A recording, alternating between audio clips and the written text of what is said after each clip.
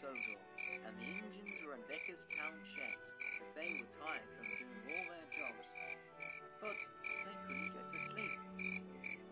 "I'm so tired, but every time I try to get to sleep, I just can't do it," said Edward. "You're not the only one," said Toby. "I can't get to sleep too, and by the looks of it, all the other engines can't get to sleep," he said. "This calls for a story," said Percy. "I want to hear a story." "Well, don't look at me," said Gordon. "I'm not going to tell a story," he said angrily. "I'll tell the story," said Thomas. "I'll be more than glad to," he said. "Then it's settled," said James. "But make sure the story is true. I don't want to hear a false story. I want to hear a true one like the narrow gauge engines before." "Ah, like the old story Granpuff," said Henry. "That was a good story. Let's hear another one about the narrow gauge engines. Come on, Thomas, you must have a story," said Henry. "I would like to hear a story about Duke," said Duck. "Duke is a really useful engine," he said. "I have just the story," said Thomas. "My driver told me a story about Duke. I call this story Old Granpuff."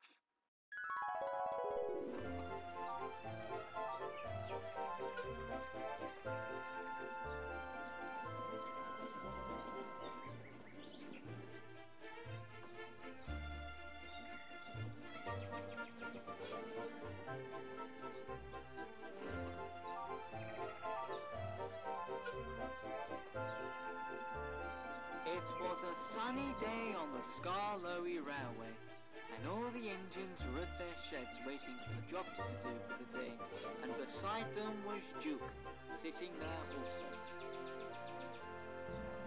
"What's the matter with you, Duke?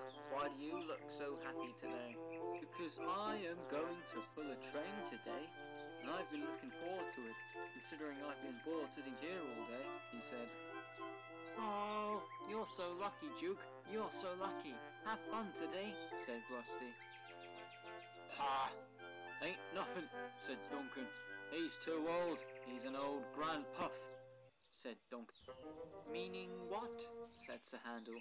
"What do you mean?"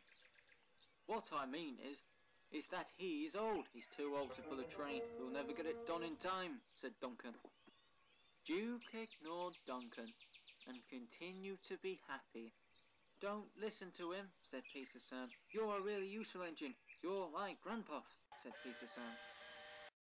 "I am a really useful engine, and really useful engines are really reliable and right on time," he said. Duke set off to go and get his coaches. Mr Percival was standing proudly at the station platform as Duke pulled in.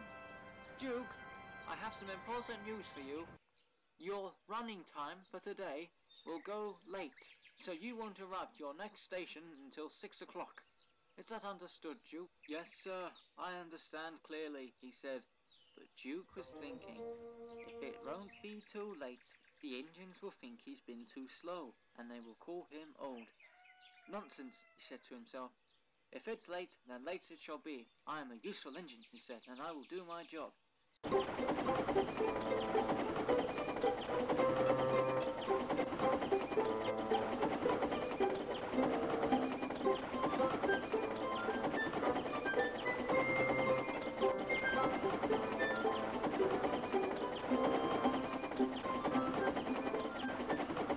Duke pulled into the station. Beside him at the station was Reneus and Peter Sam, and Peter Sam had told Reneus all about what happened this morning. "Hello, Reneus. Hello, Peter Sam," said Duke. "We visited Mr Percival," said Reneus, "and he told us what time you had to reach the station," he said. "And we have some fantastic news for you," said Peter Sam. "You arrived right on time," said Reneus. "Why, bless me," said Duke. "I ain't an old Granpuff," he said. "I'm a useful Granpuff," he said. He was so happy. And they all laughed. "Now what do you think of that?" said Thomas. Now I think I might be able to get to sleep, said Edward. And all the other engines agreed. And they all liked Thomas's story.